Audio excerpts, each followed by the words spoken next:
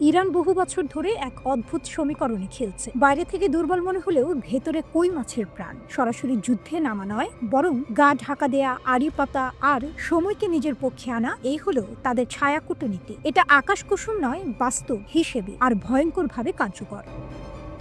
মধ্যপ্রাচ্যের আকাশে যখন ক্ষেপণাস্ত্রের রেখা টানা হচ্ছে, তখন অনেকেই ভাবছেন শক্তিবাণী দৃশ্যমান আগুন, কিন্তু বাস্তবতা একটু অন্যরকম। ইরান আর ইসরায়েলের উত্তেজনা জুন 2025-এ সরাসরি সংঘর্ষে পৌঁছালেও ইরানের আসল শক্তি আকাশে নয়, আড়ালে।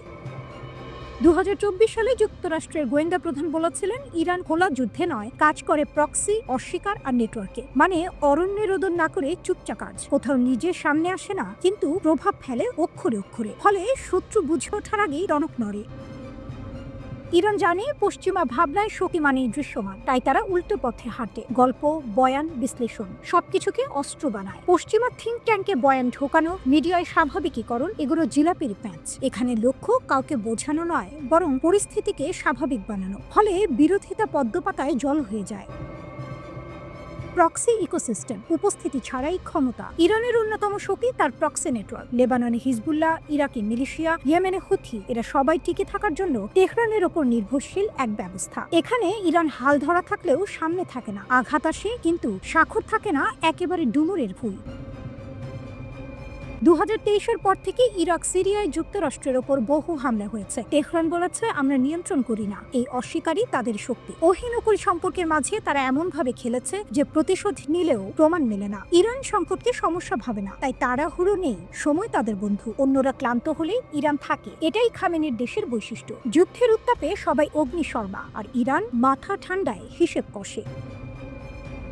জুন 2025-এ ইসরায়েলের হামলায় ইরানের কিছু সক্ষমতা ক্ষতিগ্রস্ত হয়েছে। এয়ার ডিফেন্স, ক্ষেপণাস্ত্র, অবকাঠামো। সিরিয়ায় রাজনৈতিক পরিবর্তনে স্থলপথে চাপ। কাগজে কলমে মনে হতে পারে অক্ষ দুর্বল, কিন্তু ইরান গদাই লস্করি চাল চালে না, তারা দিক বদলায়। উপসাগরীয় দেশগুলোর সঙ্গে সহাবস্থান, সৌদি ইরান সম্পর্ক, আমিরাতের অর্থনৈতিক যোগাযোগ সবই বাস্তববাদ।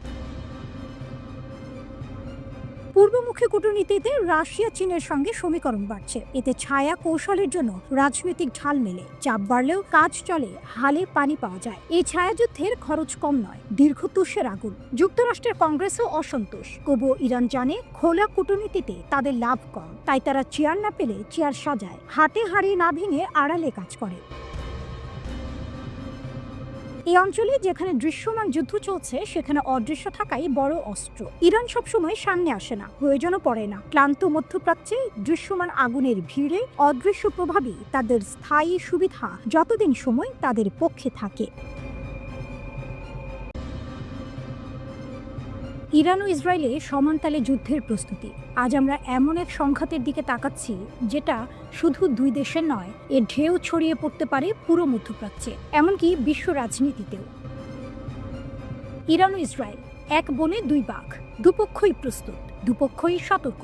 ইসরায়েলের সাম্প্রতিক তৎপরতা বলছে তারা যুদ্ধের জন্য মানসিকভাবে তৈরি। দেশটির সংসদের গোপন বৈঠকে আইডিএফ এর শীর্ষ কর্মকর্তারা স্পষ্ট বার্তা দিয়েছেন, ইরানের সঙ্গে নতুন যুদ্ধ হতে পারে। এটা আকাশ কুসুম নয়। ইসরায়েলের দাবি কি? তাদের মতে ইরান ব্যালিস্টিক ক্ষেপণাস্ত্রের উৎপাদন বাড়িয়েছে, পুরো শক্তি নতুন করে সাজাচ্ছে। আগের মতোই একসঙ্গে শত শত ক্ষেপণাস্ত্র ছোড়ার ক্ষমতা রাখে। কিন্তু এখানেই প্রশ্ন, ইরান কি শুধু আগের জায়গায় আছে, নাকি আরও এগিয়েছে? বিশেষজ্ঞদের মতে ইরান এখন আগুনে ঘি ঢালা অবস্থায় নেই, বরং ঠান্ডা মাথায় প্রস্তুতি নিচ্ছে। দিনে 24 ঘন্টা ক্ষেপণাস্ত্র কারখানা চালু। এটা অন্ধকারে ঢিল মারা নয়, এটা পরিকল্পিত শক্তি প্রদর্শন। ইন্টারন্যাশনাল ক্রাইসিস গ্রুপ বলছে, আগে 12 দিনে 500 ক্ষেপণাস্ত্র, এখন লক্ষ্য একসঙ্গে 2000। উদ্দেশ্য একটাই, ইসরায়েলের প্রতিরক্ষা ভেঙে দেয়া। এখানেই ইরানের আসল শক্তি, সংখ্যা, ধৈর্য, অপ্রতিসম যুদ্ধ কৌশল। ইরান জানে তারা প্রযুক্তিতে একা নয়, তাদের আছে তথাকথিত প্রতিরোধের অক্ষ। হুথি, হিজবুল্লাহ, ইরাকের শিয়া মিলিশিয়া, এরা কেউ কাগজে বাঘ নয়, এরা মাঠে পরীক্ষা দেওয়া শক্তি। গত যুদ্ধগুলোতে তা প্রমাণিত। ইসরায়েল মনে করে ইরানের পারমাণবিক কর্মসূচি তাদের অস্তিত্বের হুমকি, তাই তাদের চোখ এখন নাতানজের দক্ষিণে। পিক এক্স মাউন্টেন, একটি গভীর ভূগর্ভস্থ স্থাপনা, সেখানে আইএই এর চোখও ঢোকে না। এই জায়গাটাই ইসরায়েলের ঘুম হারাম করছে। তাদের ভয় ইরান গোপনে ইউরেনিয়াম সমৃদ্ধ করছে। কিন্তু ইরানের বক্তব্য আলাদা। প্রেসিডেন্ট মাসুদ পেজেশকিয়ান স্পষ্ট বলেছেন ইরান শান্তি চায়, কিন্তু মাথা নত করবে না, পারমাণবিক ও ক্ষেপণাস্ত্র কর্মসূচি ছাড়বে না। তার ভাষায় এগুলো জাতীয় সার্বভৌমত্বের অক্ষয় ভাণ্ডার। এখানে আপোষ মানে নিজের পায়ে কুড়াল মারা। এখন প্রশ্ন আসে যুক্তরাষ্ট্র কি যুদ্ধে নামবে? ডোনাল্ড ট্রাম্প স্বীকার করেছেন জুনে ইরানে ইসরায়েলি হামলায় যুক্তরাষ্ট্র যুক্ত ছিল। এটা এতদিন অন্ধি সন্ধির মতো ছিল, এখন প্রকাশ্যে। কিন্তু বিশ্লেষকরা বলছেন ট্রাম্প নতুন যুদ্ধ চান না। দেশের ভেতরে চাপ, অর্থনৈতিক সমস্যা, আরেকটি যুদ্ধ মানে অকুল পাথার। কিন্তু ইসরায়েল বিষয়টাকে দেখে সুযোগ হিসেবে। তাদের লক্ষ্য একটাই, এই সুযোগে ইরানের শক্তি ভেঙে দেয়া। ইরান সেটা জানে, তাই তারা আশ্বাসে বিশ্বাস করে না। তাদের মতে ইসরায়েল হামলা করলে যুক্তরাষ্ট্রকে টেনে আনতে চাইবে। এখন পরিস্থিতি কি? দুপক্ষই অথই জলে দাঁড়িয়ে। এক ধাক্কা মানেই বড় যুদ্ধ। ইরানের বার্তা খুব পরিষ্কার, তারা ধ্বংসের ভয় পায় না। সর্বাত্মক যুদ্ধ হলে ইসরায়েলকে ডুবিয়ে দিবে। এটা হুমকি নয়, এটা ধনুক ভাঙা পণ। এই সংঘাত এখন সময়ের অপেক্ষা। এক মাঘে শীত যায় না, উত্তেজনা কমবে না। প্রশ্ন একটাই, যুদ্ধ কবে আর তার মূল্য কে দেবে? যুক্তরাষ্ট্র এখন ইরান থেকে এগিয়ে যেতে চায়, কম সময় দিতে চায়, কম শক্তি খরচ করতে চায়। কারণ একটাই, 46 বছরের বেশি সময় ধরে যুক্তরাষ্ট্র ইরান নিয়ে ব্যস্ত, কিন্তু ফল খুব কম। ডোনাল্ড ট্রাম্পের নতুন জাতীয় নিরাপত্তা কৌশল এই বাস্তবতাই বলছে। এই নথিতে ইরানের নাম এসেছে মাত্র 3 বার। একটা বড় বার্তা স্পষ্ট, কিন্তু বাস্তবতা এত সহজ নয়। ইরান দুর্বল হয়েছে ঠিক। গত 2 বছরে ইরান সামরিক ও কূটনৈতিকভাবে চাপের মুখে পড়েছে। জাতিসংঘ আবার নিষেধাজ্ঞা দিয়েছে। দেশের ভেতরে পানি সংকট, অর্থনৈতিক চাপ। তবুও ইরান শেষ হয়ে যায়নি, বরং এখানেই ভুলটা হয়। ইরানের হাতে এখনো উচ্চমাত্রায় সমৃদ্ধ ইউরেনিয়াম আছে উন্নত সেন্ট্রিফিউজ, আর সবচেয়ে গুরুত্বপূর্ণ, এখন আর আন্তর্জাতিক নজরদারি নেই। 12 দিনের ইরান ইসরায়েল সংঘর্ষের পর ইরানের ভেতরেই পারমাণবিক অস্ত্র তৈরির দাবি জোরালো হয়েছে। এটা ছোট সংকেত নয়, এটা বড় সতর্কবার্তা। মিসাইল শক্তিতে ইরান এখনো ভয়ঙ্কর, ইসরায়েল সেই শক্তি টের পেয়েছে। এই যুদ্ধে ইরান সরাসরি ক্ষতি করতে পেরেছে। আর প্রক্সি শক্তি, হিজবুল্লাহ, হুথি সব শেষ হয়ে যায়নি। হুথির মাধ্যমে ইয়েমেন থেকে ইরান এখনো লোহিত সাগর কাঁপায়। এ কারণে ইসরায়েল চুপ নেই। নেতানিয়াহু প্রকাশ্যে ইরানের মিসাইল হুমকির কথা বলছেন। ইসরায়েলের ভেতর অনেকেই বলছে 12 দিনের যুদ্ধ ছিল প্রথম ইরান যুদ্ধ, পরের যুদ্ধ আরো বড় হবে, আরো সরাসরি হবে। এখানেই যুক্তরাষ্ট্রের সমস্যা। ট্রাম্প ইরানের সরকার পরিবর্তন চান না, আমেরিকা ফার্স্ট নীতি সেটা বলে। তাহলে সামনে কি পথ? 3টা অপশন। 1, সব ঠিক থাকবে, এই আশায় বসে থাকা। 2, ইরান সামলানোর দায়িত্ব ইসরায়েলের হাতে ছেড়ে দেয়া। 3, ইরানের সঙ্গে নতুন চুক্তি। প্রথমটা সবচেয়ে ঝুঁকিপূর্ণ, কারণ সংঘর্ষ আবার শুরু হওয়া অসম্ভব নয়। বিশেষ করে ট্রাম্প নিজেই JCPOA থেকে বেরিয়ে যাওয়ার সিদ্ধান্তের মালিক। দ্বিতীয়টা আরও বিপজ্জনক। ইসরায়েল শক্তিশালী, সন্দেহ নেই, কিন্তু প্রতিবার হামলা মানেই বড় যুদ্ধের ঝুঁকি। মধ্যপ্রাচ্যে থাকা 40,000 মার্কিন সেনা তখন লক্ষ্যবস্তু হবে। তৃতীয় পথ নতুন চুক্তি, কঠিন, রাজনৈতিকভাবে ঝুঁকিপূর্ণ। রিপাবলিকানদের ভেতরেই বিভাজন তৈরি হবে, ইসরায়েল সরকারও খুশি হবে না। তবুও বাস্তবতা একটাই, ইরানকে উপেক্ষা করে এগিয়ে যাওয়া যাবে না। ইরান দুর্বল, কিন্তু ভাঙেনি। ইরান চাপে, কিন্তু নিঃশেষ নয়। শক্তিশালী রাষ্ট্র এভাবেই টিকে থাকে, সময় নেয়, নিজেকে পুনর্গঠন করে। যুক্তরাষ্ট্র যদি সত্যি মধ্যপ্রাচ্য থেকে বেরোতে চায়, তাহলে সবচেয়ে কঠিন কাজটাই করতে হবে, আলোচনা, চুক্তি আর বাস্তবতাকে মেনে নেওয়া। কারণ যুদ্ধ এড়ানো দুর্বলতা নয়, বরং কৌশলের সবচেয়ে শক্তিশালী রূপ।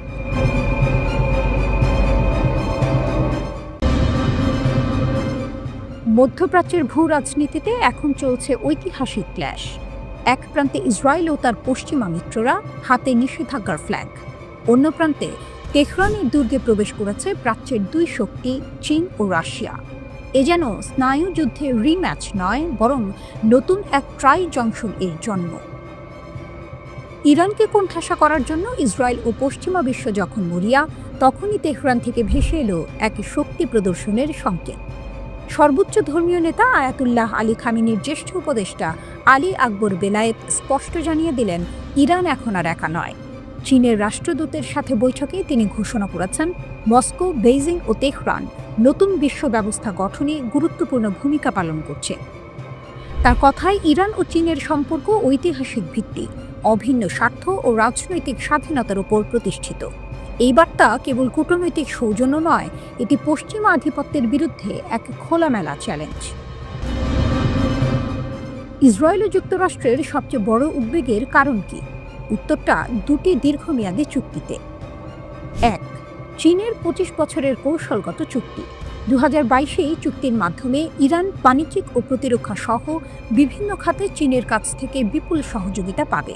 তেল ও গ্যাসের বিনিময়ে চীন ইরানের অবকাঠামোতে বিনিয়োগ করবে, যা মার্কিন নিষেধাজ্ঞাগুলোকে অকার্যকর করে দিতে পারে।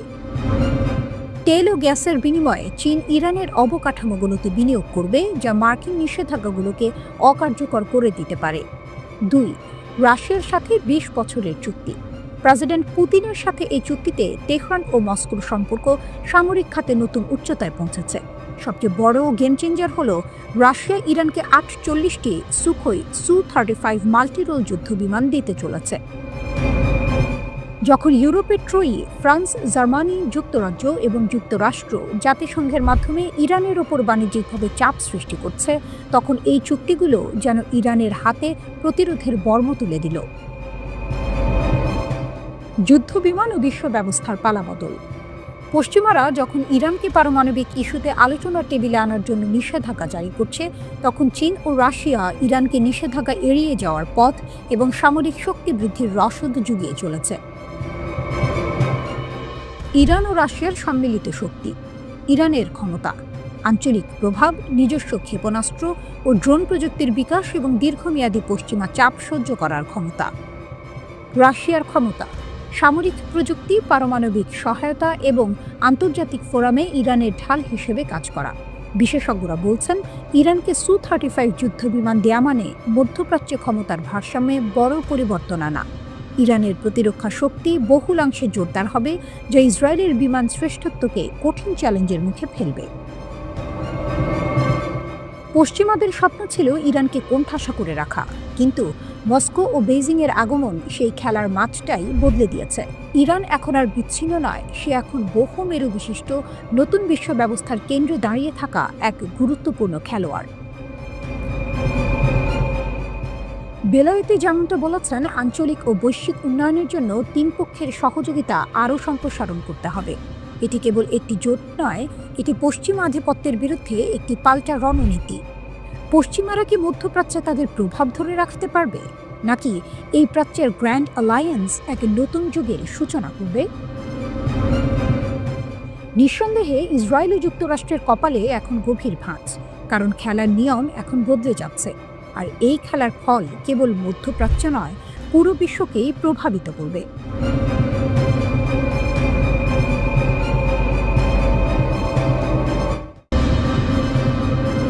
জ্বালানি চুক্তিতে ট্রাম্পকে ধাক্কা। ন্যাটোর মিত্র তুরস্কের সঙ্গে ইরানের বড় গ্যাস চুক্তি। নিষেধাজ্ঞা উপেক্ষা করে দুই দেশের ঘনিষ্ঠতা আরও বাড়ল। তুরস্ক ন্যাটোর একটি গুরুত্বপূর্ণ সদস্য, তবুও তারা ইরানের সঙ্গে গ্যাস রপ্তানি চুক্তি নবায়ন করতে চায়। আন্তর্জাতিক নিষেধাজ্ঞা থাকা সত্ত্বেও এই আলোচনা চলছে। এতে ইরান আবার প্রমাণ করল যে তারা বৈশ্বিক রাজনীতিতে শক্ত অবস্থানে আছে। এই চুক্তি ট্রাম্প প্রশাসন এবং ইউরোপের জন্য বড় অস্বস্তির কারণ হয়ে দাঁড়িয়েছে। ইরানের পররাষ্ট্রমন্ত্রী বলেন, নিষেধাজ্ঞা থাকলেও তুরস্কের জন্য ইরান নির্ভরযোগ্য জ্বালানি সরবরাহকারী থাকবে। তুরস্কের বাড়তি জ্বালানি চাহিদা ইরান নিয়মিতভাবে পূরণ করতে চায়। তেহরানে দুই দেশের পররাষ্ট্রমন্ত্রী বৈঠকে বসেন, সেখানে তারা জ্বালানি সম্পর্ক উন্নয়নের সিদ্ধান্ত নেন। ইরান এখন তুরস্ককে বছরে 10 বিলিয়ন ঘনমিটার গ্যাস দেয়। দুই দেশের মধ্যে 25 বছরের গ্যাস চুক্তি আছে। এটি 2026 সালের মাঝামাঝি শেষ হবে। তুরস্ক আরও বেশি গ্যাস চায়, তাদের অভ্যন্তরীণ চাহিদা দ্রুত বাড়ছে। দুই দেশের অর্থনৈতিক সহযোগিতা বাড়ছে। ইরান ও তুরস্ক বাণিজ্য বাধা কমাতে একমত হয়েছে, বিনিয়োগ বাড়াতেও তারা সম্মত হয়েছে। দুই দেশের মন্ত্রীরা দ্রুত সমস্যাগুলো সমাধানের জন্য উচ্চ পর্যায়ের বৈঠক করবেন। ইরান যৌথ মুক্ত বাণিজ্য অঞ্চল করতে চায়, তারা নতুন সীমান্ত ক্রসিং খোলারও কথা বলেছে। তুরস্কের পররাষ্ট্রমন্ত্রী হাকান ফিদান বলেন, দুই দেশের বাণিজ্য, জ্বালানি ও নিরাপত্তা সহযোগিতা আরও বাড়ানো দরকার। তারা আঞ্চলিক বিষয় নিয়েও আলোচনা করেন, এর মধ্যে ছিল ফিলিস্তিন সংকটও। ফিদান বলেন, তুরস্ক শান্তিপূর্ণভাবে ইরানের পারমাণবিক সমস্যার সমাধান চায়। তিনি ইরানের ওপর থাকা নিষেধাজ্ঞা তুলে নিতে আন্তর্জাতিক সমাজকে আহ্বান করেন। তিনি বলেন, গাজা, লেবানন ও সিরিয়ার নিরাপত্তা বজায় রাখতে শক্তিশালী আঞ্চলিক সহযোগিতা প্রয়োজন। ইরানের পররাষ্ট্রমন্ত্রী আব্বাস আরাকচি জানান, দুই দেশ বাণিজ্য বাধা কমাচ্ছে। তারা সহযোগিতা কাউন্সিলের বৈঠকের প্রস্তুতিও নিচ্ছে। ফিদানের সফর ছিল নবম সহযোগিতা কাউন্সিল বৈঠকের আগে। লক্ষ্য হল দুই দেশের বাণিজ্য $30 বিলিয়ন উন্নীত করা। নিরাপত্তা সহযোগিতাও বাড়ানো হবে। ফিলিস্তিন ও আঞ্চলিক স্থিতিশীলতা নিয়ে আরাকচি বলেন, ফিলিস্তিনের ইস্যু এবং গাজার মানুষের উপর হত্যাকাণ্ড বন্ধ করতে যৌথ সহযোগিতা জরুরি। গাজায় বারবার যুদ্ধবিরতি ভাঙা এবং লেবানন ও সিরিয়ায় হামলা দেখায় যে জায়নবাদী শাসনের বড় পরিকল্পনা আছে, তার অঞ্চলকে অস্থিতিশীল করতে চায়। তিনি আরও বলেন, সিরিয়ার শান্তি ও নিরাপত্তা তার ভূখণ্ড রক্ষার সঙ্গে সম্পর্কিত।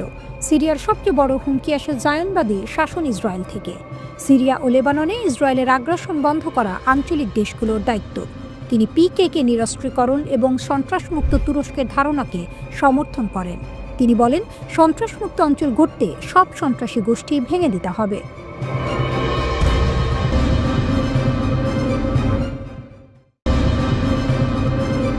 ইরান তুরস্ক নেতাদের বৈঠক, ইসরায়েলের কড়া আলোচনা, নতুন জোটে কাঁপছে নেতানিয়াহু ট্রাম্প। ইরান ও তুরস্কের নেতারা মিলিত হয়েছেন। তারা আলোচনা করেছেন ইসরায়েলের বিস্তারণবাদ নিয়ে। এই আলোচনা শুধু কূটনীতি নয়, এটি মধ্যপ্রাচ্যের নতুন মানচিত্র আঁকার মুহূর্ত। ইরান জোর দিচ্ছে মুসলিম ঐক্যের উপর। একটি নতুন মধ্যপ্রাচ্যের উত্থান দেখছে তেহরান। এটি এক বড় সংকেত। এটি ওয়াশিংটন ও তেল আবিবের জন্য অস্বস্তিকর বাস্তবতা। ইরানের প্রেসিডেন্ট মাসুদ পেজেশকিয়ান স্পষ্ট বার্তা দিয়েছেন। তিনি বলছেন, বিদেশি হস্তক্ষেপ ঠেকাতে মুসলিম দেশগুলোকে এক হতে হবে। এটি শুধু আহ্বান নয়, ঐতিহাসিক ঘোষণাও বটে। ইরান, তুরস্ক, সৌদি সবাই এখন সম্পর্ক প্রসারিত করছে। এই নতুন জোট নেতানিয়াহু ট্রাম্পের জন্য বড় ধাক্কা। ইরান চাপ দিচ্ছে ইউরোপীয় ইউনিয়ন স্টাইলে সহযোগিতার জন্য। মুসলিম দেশগুলোর পারস্পরিক বাণিজ্য, নিরাপত্তা ও একক কণ্ঠের কথা বলছে তেহরান। এমন এক জোট যা বহিরাগত শক্তিকে চ্যালেঞ্জ করতে পারে। পেজেশকিয়ান আরও বলেন, যদি মুসলিম জাতিগুলো এক ইচ্ছা শক্তির ছায়ায় এগোয়, কোনো শক্তি তাদের ক্ষতি করতে পারবে না। এটাই তার দৃষ্টিভঙ্গি। এটাই ইরানের নতুন রাজনৈতিক দর্শন। পেজেশকিয়ান বলেন, আমাদের চূড়ান্ত লক্ষ্য হল ভুল নীতি অঞ্চল থেকে দূর করা এবং মুসলিম দেশগুলোর অগ্রগতি রক্ষা করা। তার দাবি, অঞ্চলের সংকটগুলো ষড়যন্ত্র থেকে জন্ম নেয়, ইচ্ছাকৃত বিভাজনের জন্ম দেয় বহিরাগত শক্তি। তিনি ইউরোপের উদাহরণ দেন, যেখানে শতাব্দীর সংঘাত পেরিয়ে তারা একত্র হয়েছে। তিনি মুসলিম দেশগুলিকে একই পথে হাঁটার আহ্বান জানান। এদিকে তুরস্কের পররাষ্ট্রমন্ত্রী হাকান ফিরদান স্পষ্ট করে বলেন, ইসরায়েলের বিস্তারণবাদী আলোচনা সূচিতে সবচেয়ে গুরুত্বপূর্ণ বিষয় ছিল। তিনি বলেন, তুরস্ক ও ইরান দুই শক্তিশালী দেশ। তারা ফিলিস্তিন, গাজা, সিরিয়া, লেবানন, ইসরায়েলের আগ্রাসন, পারমাণবিক আলোচনা সব নিয়েই কথা বলেছেন। তিনি বলেন, ইসরায়েলের আঞ্চলিক বিস্তারী অঞ্চলের সবচেয়ে বড় নিরাপত্তা হুমকি। তাদের লক্ষ্য গাজার যুদ্ধবিরতি ধরে রাখা। এই মুহূর্তে মধ্যপ্রাচ্য যে বদলে যাচ্ছে তা স্পষ্ট। ইরান তুরস্ক সম্পর্ক জটিল হলেও আজ তারা একে অপরের প্রয়োজন বোধ করছে। সিরিয়া ও ককেসাস নিয়ে অতীতে তারা প্রতিদ্বন্দ্বী ছিল, কিন্তু এখন তারা অর্থনীতি ও আঞ্চলিক স্থিতিশীলতার জন্য একসঙ্গে কাজ করছে। এদিকে সৌদি আরবও ইরানের সঙ্গে কূটনৈতিক সম্পর্ক জোরদার করছে। 30 নভেম্বর সৌদি পররাষ্ট্রমন্ত্রী মোহাম্মদ আল সাফি তেহরানে ইরানের পররাষ্ট্রমন্ত্রীর সঙ্গে বৈঠক করেন। ইরানের পররাষ্ট্রমন্ত্রী আব্বাস আরাকচি বলেন, গাজার যুদ্ধবিরতি বারবার লঙ্ঘন হয়েছে।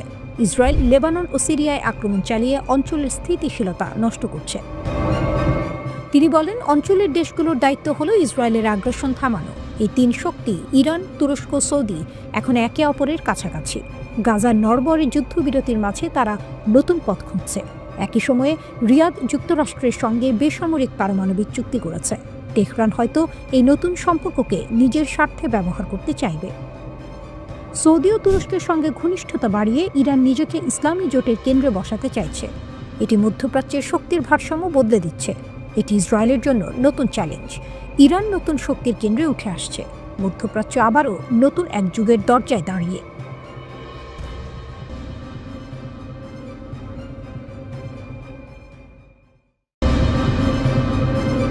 ইরানের নৌশক্তি, নতুন ভাসমান ঘাঁটি ও যুদ্ধ পরবর্তী সমরসজ্জা।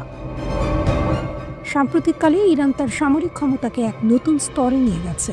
ইসরায়েলের সাথে 12 দিনের যুদ্ধের মাত্র কয়েক মাস পর ইরান তার নৌবহরে একটি নতুন এবং উন্নত ভাসমান নৌঘাঁটি এবং একটি পুনরুদ্ধার করা বিধ্বংসী যুদ্ধ জাহাজ যুক্ত করেছে। এই পদক্ষেপকে অনেকে ইসরায়েলের সাথে পরবর্তী সংঘাতের আগে ইরানের ক্ষমতার একটি বড় প্রদর্শন হিসেবে দেখছেন। ইরানের রাষ্ট্রীয় গণমাধ্যম অনুসারে ইরানের নৌবাহিনীতে আনুষ্ঠানিকভাবে নতুন কুর্দিস্তান ভাসমান ঘাঁটি এবং সাহান্দ ডেস্ট্রয়ার যুক্ত করা হয়েছে। বিশেষ মনোযোগ আকর্ষণ করেছে পুনরুদ্ধার করা সাহান্দ ডেস্ট্রয়ারের উন্মোচন। এটি গত বছর একটি দুর্ঘটনায় উল্টে গিয়েছিল। টানা 14 দিনের অবিরাম প্রযুক্তিগত কাজের মাধ্যমে ইরানি নৌ বিশেষজ্ঞরা এই ডেস্ট্রয়ারটিকে উদ্ধার ও মেরামত করতে সক্ষম হন। মেরামত করা এই ডেস্ট্রয়ারটি এখন যুদ্ধ প্রস্তুত অবস্থায় রয়েছে। এটিতে রয়েছে একটি হেলিকপ্টার ডেক, টর্পেডো লঞ্চার, বিমান বিধ্বংসী এবং জাহাজ বিধ্বংসী কামান, ভূমি থেকে ভূমি এবং ভূমি থেকে আকাশ ক্ষেপণাস্ত্র এবং উন্নত ইলেকট্রনিক যুদ্ধ ব্যবস্থা। ইরানে তৈরি এই স্টেলথ ডেস্ট্রয়ার সাহান্দ প্রথম 2018 সালের ডিসেম্বরে চালু করা হয়েছিল। এর সফল পুনরুদ্ধার ইরানের দেশীয় সামরিক শিল্পের অদম্য সক্ষমতার প্রতীক। ভাসমান শক্তি, কুর্দিস্তান ঘাঁটি। সাহান্দ ছাড়াও নৌবহরে যুক্ত হয়েছে কুর্দিস্তান ভাসমান ঘাঁটি। সমুদ্রের সামরিক এবং বেসামরিক উভয় ইউনিটকে বিস্তৃত সহায়তা দেওয়ার সক্ষমতা রয়েছে এই ঘাঁটির। এর অর্থ হল ইরান এখন দীর্ঘ দূরত্বে তার নৌ অভিযানকে আরও কার্যকরভাবে সমর্থন করতে পারবে, যা তার কৌশলগত প্রভাবকে বহুগুণ বাড়িয়ে দেবে। ইরানের সেনাপ্রধানের উপস্থিতিতে এই অনুষ্ঠানে আরও অসংখ্য পণ্য ও ব্যবস্থারও উন্মোচন করা হয়, যার মধ্যে ছিল ক্ষেপণাস্ত্র উৎক্ষেপণকারী ফ্রিগেট, বহুমুখী ড্রোন এবং স্মার্ট চালকবিহীন সাবমেরিন। ক্ষেপণাস্ত্র ও ড্রোন বিপ্লব নিষেধাজ্ঞার মুখেও অপ্রতিরোধ্য। দশকের পর দশক ধরে পশ্চিমা নিষেধাজ্ঞার মুখে থাকা সত্ত্বেও ইরান একটি বিশাল দেশীয় অস্ত্রশিল্প গড়ে তুলেছে। তারা সম্পূর্ণ দেশীয় প্রযুক্তিতে তৈরি কিছু মারাত্মক দূরপাল্লার ক্ষেপণাস্ত্রেরও অধিকারী। এবছরের জুনে ইসরায়েলের সাথে যুদ্ধের সময় এই ইরানি ক্ষেপণাস্ত্রগুলি তাদের সামরিক শক্তি প্রমাণ করেছিল। বাধা দেওয়ার চেষ্টা সত্ত্বেও ইরানি ক্ষেপণাস্ত্রগুলি ইসরায়েলি প্রতিরক্ষা বাহিনী IDF এবং কৌশলগত লক্ষ্যবস্তুতে আঘাত হানতে সক্ষম হয়েছে। পশ্চিমা নিষেধাজ্ঞা ইরানের ড্রোন বিপ্লবকে থামাতে পারেনি।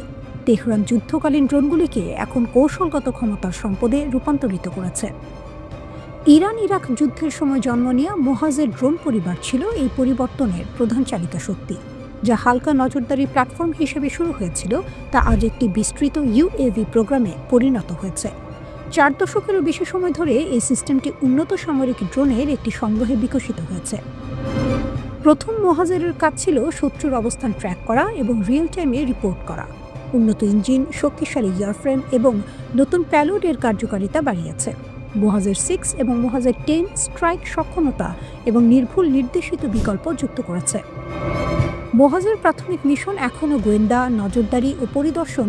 এটি দূরবর্তী অঞ্চল সুরক্ষিত করতে, সীমান্ত পর্যবেক্ষণ করতে এবং সন্ত্রাসীদের বিরুদ্ধে অভিযানে সহায়তা করে।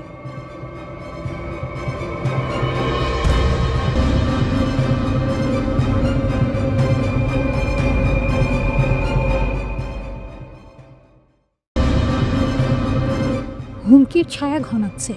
ইসরায়েলের আক্রমণ রুখে দিতে দ্রুত শক্তি বাড়াচ্ছে ইরান। মধ্যপ্রাচ্যের দখলদার রাষ্ট্র ইসরায়েলের ক্রমবর্ধমান হুমকির মুখে ইরান তাদের সামরিক শক্তি দ্রুত বাড়াচ্ছে। ইরান রাশিয়ার সহযোগিতা নিচ্ছে। ইসরায়েলের গোয়েন্দা সংস্থাগুলো বলছে ইরান খুব দ্রুত সামরিক আধুনিকায়ন কর্মসূচি এগিয়ে নিয়ে যাচ্ছে।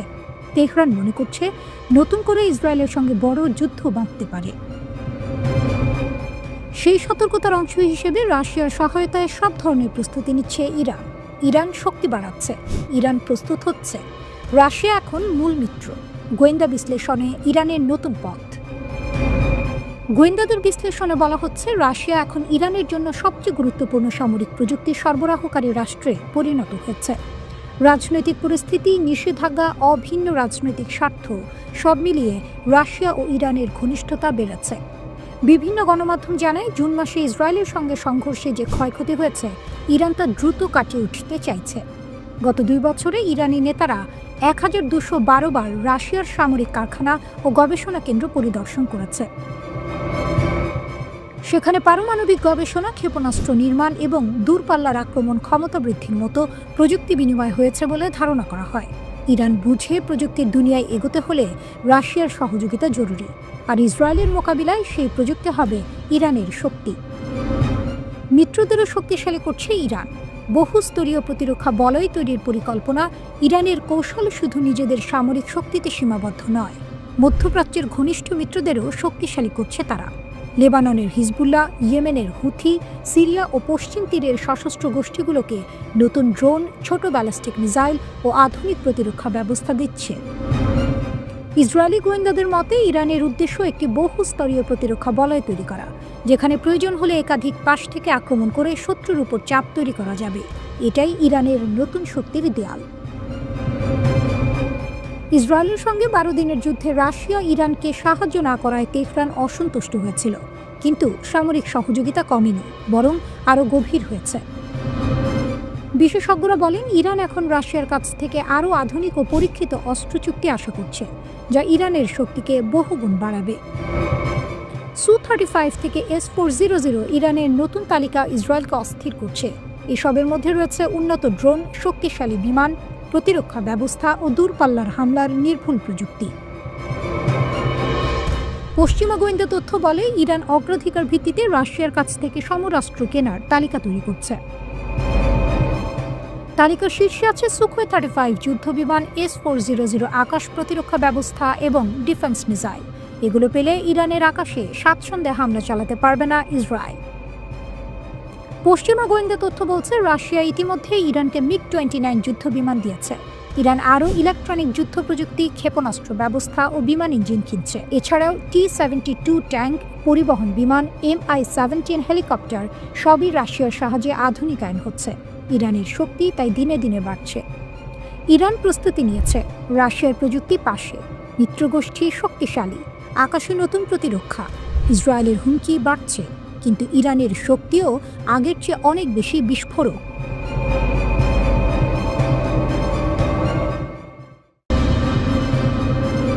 ব্যর্থতার ছাই থেকে উঠে দাঁড়াচ্ছে এক পরাশক্তি, কিন্তু এবার সে চোখ রেখে শিখছে প্রতিপক্ষের কৌশল। হুথিদের কাছে ভেঙে পড়া মার্কিন অস্ত্রের পাহাড় যেন নতুন এক সত্যি তুলে ধরল। মধ্যপ্রাচ্যের আকাশে আজ ইরানের পথই সবার পথ নির্দেশক। হুথিদের বিরুদ্ধে ব্যর্থ হওয়ার পর মার্কিন সামরিক বাহিনীকে কপি করছে ইরানের কৌশল। হাজার হাজার কোটি ডলারের অস্ত্র থামাতে পারেনি হুথিদের, তাই যুক্তরাষ্ট্র উন্মোচন করেছে নতুন বাহিনী। মধ্যপ্রাচ্যে চালু হয়েছে নতুন মার্কিন ওয়ান ওয়ে আক্রমণাত্মক ড্রোন ফোর্স। ড্রোন যুদ্ধ যত দ্রুত বাড়ছে, ততই স্পষ্ট হচ্ছে ইরান ও তার আঞ্চলিক মিত্রদের গতিকে ধরতে এখন ছুটছে আমেরিকা। 3 ডিসেম্বর মার্কিন সামরিক বাহিনী এক নতুন টাস্ক ফোর্স উন্মোচন করেছে। কাজ একটাই, মধ্যপ্রাচ্যে ওয়ান ওয়ে আক্রমণ, ড্রোন পরিচালনা। এই উদ্যোগ দেখাচ্ছে বাড়তে থাকা ড্রোন হুমকির মধ্যে যুক্তরাষ্ট্র চায় নিজেদের অবস্থান আধুনিক করতে। এই বাহিনীর নাম task force scorpion strike, TFSS। হেক্সেথের কম খরচে ড্রোন ব্যবহারের তাগিদের পর এটি তৈরি করা হয়েছে। মধ্যপ্রাচ্যে নিজেদের সস্তা ড্রোন বাহিনী গড়ে তুলছে আমেরিকা। তাদের ভাষায় এই টাস্ক ফোর্স উদ্ভাবনকে প্রতিরোধ শক্তিতে পরিণত করবে। দ্রুত নতুন ড্রোন দিয়ে সৈনিকদের ক্ষমতা বাড়ানো যুক্তরাষ্ট্রের শক্তি ও উদ্ভাবন তুলে ধরে। এতে খারাপ শক্তিগুলো ভয় পায়। স্করপিয়ন স্ট্রাইক হল আমেরিকার নতুন ওয়ানওয়ে আক্রমণ ড্রোন বাহিনীর কাঠামো। লক্ষ্য দ্রুত, নির্ভুল, কম খরচে হামলার ক্ষমতা। এই ধারণার কেন্দ্রে রয়েছে লুকাস ড্রোন। ড্রোনগুলো এত সস্তা ও এক্সপেন্ডেবল যে শত্রুর প্রতিরক্ষা ভেদ করা সহজ। TFSS ইতোমধ্যেই মোতায়েন করেছে একটি লুকাস স্কোয়াড্রন। লুকাস মানে low cost uncrewed combat attack system. ধারণা খুব সহজ, ব্যয়বহুল অস্ত্র নয়, সস্তা ড্রোনের ঝড়ই ভবিষ্যৎ যুদ্ধের চাবিকাঠি। এই ড্রোনগুলো অনেক দূর পর্যন্ত যেতে পারে, স্বয়ংক্রিয়ভাবে লক্ষ্য খুঁজে আঘাত করতে পারে, অল্প সময়ে বহু মিশন চালানো যায়। এগুলো ক্যাটাপাল্ট বা রকেট সহায়তায় ছোড়া যায়, মানে অত্যন্ত নমনীয়ভাবে ব্যবহার করা যায়। এই বাহিনী গড়ে তোলায় নেতৃত্ব দিচ্ছে স্পেশাল অপারেশনস কমান্ড সেন্ট্রাল। তারা দেখেছে ইরান, হুথি, হিজবুল্লাহ বা অন্যান্য গোষ্ঠী সবাই এখন কামিকাজে ড্রোনের যুগে। তাই যুক্তরাষ্ট্র মনে করছে শত্রুর সস্তা কৌশল মোকাবিলায় নিজেদেরও সস্তা কিন্তু কার্যকর বাহিনী দরকার। প্রোগ্রামটি একই সাথে এক নতুন যুদ্ধ পদ্ধতির পরীক্ষাগার। হুথিদের কাছ থেকে শিক্ষা। 2025 সালের মে মাসে যুক্তরাষ্ট্র হুথিদের সঙ্গে যুদ্ধবিরতি ঘোষণা করে। মাসের পর মাস আকাশ থেকে বোমা বর্ষণ করেও ফল আসেনি। লোহিত সাগর এলাকায় কার্গো জাহাজের ওপর হামলা ঠেকানোর জন্য শুরু হওয়া অভিযান একসময় থেমে যায়। চুক্তিতে অদ্ভুত একটি বিষয় ছিল, হুথিদের ইসরায়েল লক্ষ্য করে হামলা বন্ধ করতে বলা হয়নি। চুক্তির পর হুথিরা মার্কিন যুদ্ধজাহাজে হামলা বন্ধ করে, কিন্তু কার্গো জাহাজ আর ইসরায়েলের দিকে তাদের ড্রোন ও মিসাইল যাওয়া বন্ধ হয়নি। এখানেই দৃশ্যপট বদলায়। ইরান বহু বছর আগে বুঝেছিল ভবিষ্যৎ যুদ্ধ সস্তা ড্রোনের। আজ সেই বাস্তবতা বাধ্য করছে যুক্তরাষ্ট্রকে ইরানের পথ অনুসরণ করতে। মধ্যপ্রাচ্যের আকাশে এখন দুই শক্তির আগুন। একদিকে ইরানের পরীক্ষিত ড্রোন সাম্রাজ্য, অন্যদিকে আমেরিকার নতুন শিখতে থাকা বাহিনী। কে জয়ী হবে তা সময় বলবে, কিন্তু সত্য একটাই, এই যুদ্ধে পথ দেখাচ্ছে ইরান। মধ্যপ্রাচ্য আবার জ্বলছে, আকাশে উঠছে আগুনের সিঁড়ি। আর ঠিক সেই মুহূর্তে আমেরিকার এক বিরল ক্ষেপণাস্ত্র চালনা, নতুন যুদ্ধের অশনি সংকেত। হুথিদের সঙ্গে সিরিয়ার যুদ্ধ কি মিলছে এক সুতায়? মার্কিন সামরিক বাহিনী এমন এক ক্ষেপণাস্ত্র মোতায়েন করেছে যা সাধারণত দেখা যায় না। প্রশ্ন উঠছে, একে হুথিদের বিরুদ্ধে নতুন যুদ্ধ, নাকি সিরিয়া ও লেবাননে ইসরায়েলের হামলা পরিস্থিতিকে আরও ভয়ঙ্কর করে তুলছে? ইসরায়েল সিরিয়া লেবাননে হামলা বাড়ালেই মার্কিন যুক্তরাষ্ট্র বাড়াচ্ছে অস্ত্র মোতায়েন। ইসরায়েল সাম্প্রতিক সপ্তাহগুলিতে সিরিয়া ও লেবাননে একের পর এক আঘাত হেনেছে। এরই মধ্যে যুক্তরাষ্ট্র নতুন ড্রোন ফোর্স মোতায়েনের ঘোষণা দিয়েছে। একটি নতুন অস্থিরতার সূচনা, এটাই বিশ্লেষকদের সতর্কবার্তা। ড্রোন ফোর্সের পর এবার বিরল ক্ষেপণাস্ত্র, মার্কিন যুদ্ধবিমান সুপার হর্নেট দেখা গেছে ক্ষেপণাস্ত্র নিয়ে। এটা খুবই বিরল দৃশ্য, বিশেষ করে ইয়েমেনের আকাশে। একে অনেকে বলছে রাউন্ড 1 হেরে গিয়ে মার্কিন বাহিনীর রাউন্ড 2 প্রস্তুতি। মার্কিন যুদ্ধ দফতর প্রকাশ করল নতুন ছবিগুলো এপ্রিল মাসে তোলা হয়েছিল, সম্প্রতি প্রকাশিত হয়েছে। এগুলোতে দেখা যায় হুথিদের বিরুদ্ধে ব্যবহৃত অস্ত্র ভাণ্ডার। TWZ রিপোর্ট বলছে, ছবিতে দেখা গেছে সুপার হর্নেট যুদ্ধ বিমানে লাগানো ছিল বিরল স্ল্যাম ক্ষেপণাস্ত্র। USS হ্যারি এস ট্রুম্যান এর ভূমিকায় বড় মোড়। এই ক্ষেপণাস্ত্রবাহী বিমানগুলো ছিল মার্কিন নৌবাহিনীর সেন্টকমের অধীনে, বিশেষত USS Harry S Truman career strike গ্রুপের অংশ। বিমানে ছিল M9X সাইডউইন্ডার ও সম্ভবত M-RAM ক্ষেপণাস্ত্র। স্ল্যাম ক্ষেপণাস্ত্র সাধারণত সুপার হর্নেটে ব্যবহৃত হয় না, তাই বিশ্লেষকেরা বলছেন এতে বোঝা যাচ্ছে পরিস্থিতি কতটা নাজুক। স্ল্যাম ক্ষেপণাস্ত্র কি? আকাশ থেকে ছোড়া ল্যান্ড অ্যাটাক সংস্করণ, রেঞ্জ প্রায় 170 মাইল, উচ্চ সাবসনিক গতি, রাডারে ধরা পড়ে কম, জটিল উপকূলীয় এলাকায় নিখুঁত আঘাত, GPS প্লাস ইনফ্রারেড ইমেজিং নির্দেশনা, স্থির বা চলন্ত উভয় লক্ষ্যে আঘাত হানে। বিশ্লেষকরা বলছেন হুথিদের শক্তিশালী ও বৈচিত্র্যময় এয়ার ডিফেন্সের কারণে এই ক্ষেপণাস্ত্রই ছিল সবচেয়ে কার্যকর। 8 মাসের টানা অভিযানের পর জাহাজ ফিরল দেশে। USS হ্যারি এস ট্রুম্যান জুলাইয়ে যুক্তরাষ্ট্রে ফিরে যায়। এই যুদ্ধজাহাজ ছিল অপারেশন রাফ রাইডার এর অন্যতম প্রধান শক্তি। এটাই ছিল আমেরিকার 52 দিনের হুথি বিরোধী অভিযান। মধ্যপ্রাচ্য উত্তেজনা এখন টানটান। মার্কিন যুক্তরাষ্ট্র এখন আরও প্রতিপক্ষ বাড়াচ্ছে। ঘোষণা করা হয় নতুন drone task force scorpion strike. এই ফোর্সে থাকবে সস্তা কিন্তু বিধ্বংসী লোকাস্ট ড্রোন, যা শত্রুর প্রতিরক্ষা ভেদ করে ঝাঁকে ঝাঁকে আক্রমণ চালাতে পারে। লেবাননে ভয় আসছে কি বড় হামলা? ইসরায়েল লেবানন ও সিরিয়ায় হামলা জোরদার করেছে। লেবাননের কর্মকর্তারা আশঙ্কা করছেন আগামী কিছুদিন বা সপ্তাহে বড় এক হামলা আসতে পারে। হিজবুল্লাহ প্রস্তুত। বিদ্যুৎ গতির ক্ষেপণাস্ত্র, সুসংগঠিত গেরিলা ইউনিট আর তাদের পাহাড়ি প্রতিরক্ষা ইসরায়েলের জন্য ভয়ঙ্কর চ্যালেঞ্জ। সিরিয়া সীমান্তেও তাদের শক্তিশালী উপস্থিতি ইসরায়েলকে বাধ্য করছে আরও আক্রমণাত্মক হতে। ট্রাম্পও সতর্ক করলেন ইসরায়েলকে। ডোনাল্ড ট্রাম্প ইসরায়েলের এই ধারাবাহিক হামলায় ক্ষুব্ধ। তিনি বলেছেন, এভাবে সিরিয়া অস্থিতিশীল করলে পুরো অঞ্চল জ্বলে উঠবে।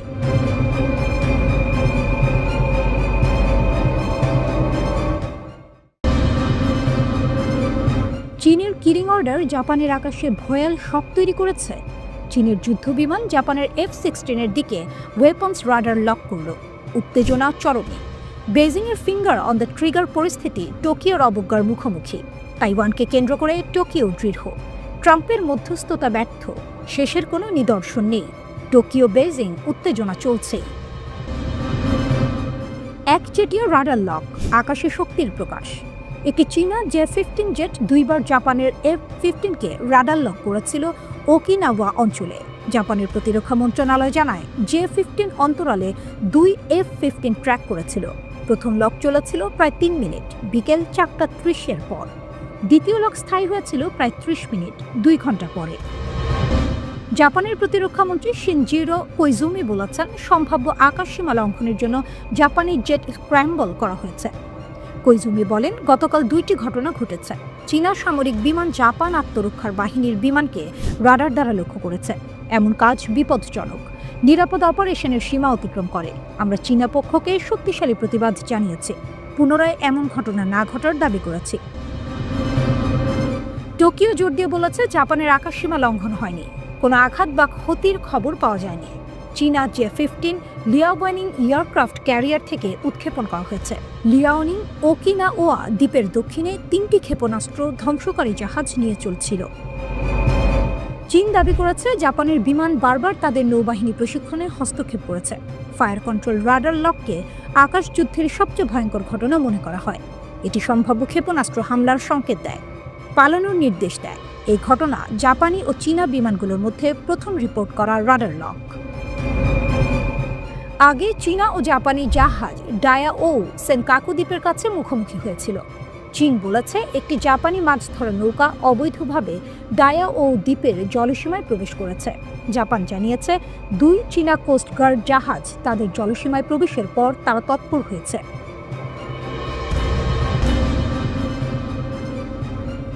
জাপান চীন সম্পর্ক আরও খারাপ হয়েছে প্রধানমন্ত্রী সানায়ে তাকাইচির মন্তব্যের কারণে। তাইওয়ান এই স্ট্যান্ড অফের কেন্দ্রবিন্দুতে।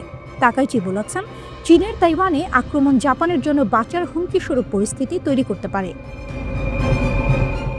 চীনের পররাষ্ট্রমন্ত্রী ওয়াং ই বলেছেন, তাকাইচির মন্তব্য লাল রেখা অতিক্রম করেছে।